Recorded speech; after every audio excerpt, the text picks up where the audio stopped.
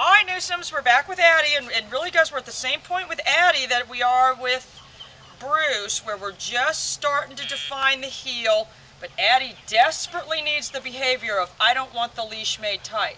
So that when you are standing still, if the dog isn't in any kind of formal command, that it's not going to pull that leash.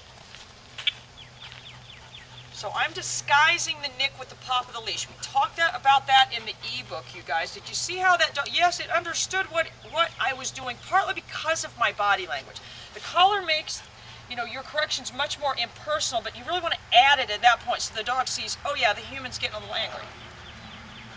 Because remember yesterday, Addie was jumping all over me, so we're just really, we want to use outside distractions, though, and I can't stress that enough, you guys. What you wouldn't want to do is trying to train the dog and then start acting all weird yourself as a way to distract the dog.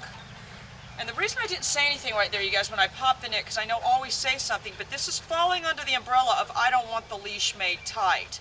And you see how it didn't upset the dog at all, and that's set on 80. Some golden retrievers are really sensitive. This one's not. And it's really better for the training, but it just shows a little more, a less sensitive temperament.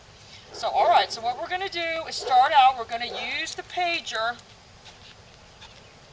to turn the dog's head. So, Addie, good girl, heel. You do want to be able to add the nick right here if you've got one that's starting to be heel, a little jerky acting. Good girl. By jerky I mean heel, trying to bite at the leash or something. Good girl, heel. So look how I'm controlling my leash. Heel. Good girl. Heel. Good girl. Heel. I'm really basically just doing the walking, you guys. Heel. Good. Heel. And even though I'm adding the nick right there when the leash isn't tight, I'm cueing her with the leg. Heel. Good girl. Good girl. Wonderful. Wonderful. And then remember, you're giving it the treat by your leg. Heel. Do not pull the dog in front of you with the treat. Heel.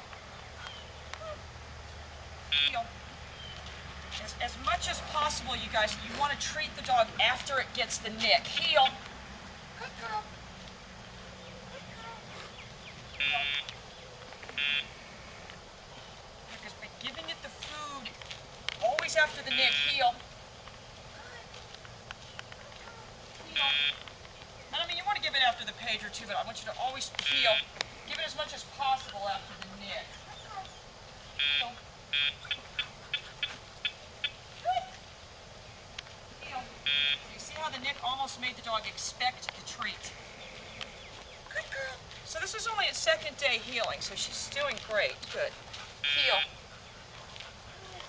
Heel. She's going to be the champion of your street over there because we've trained every dog on the street.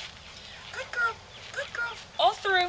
Then you can have your release command. This is going to go away eventually, guys. By next week, we'll have the dog downing on the leash. But we still always want to have, even if we had to tie the dog somewhere, I don't want a dog that lunges and barks and pulls at the leash. I mean, if you're training for protection or something, I mean, that would be one thing. But, just for pet dogs, you want it to be, where they have these horses that are so trained that they just drop the reins and the horse stays there. Yeah, that's either extremely talented trainers and very, very trained horses. Anyway, guys, gotta go. See ya.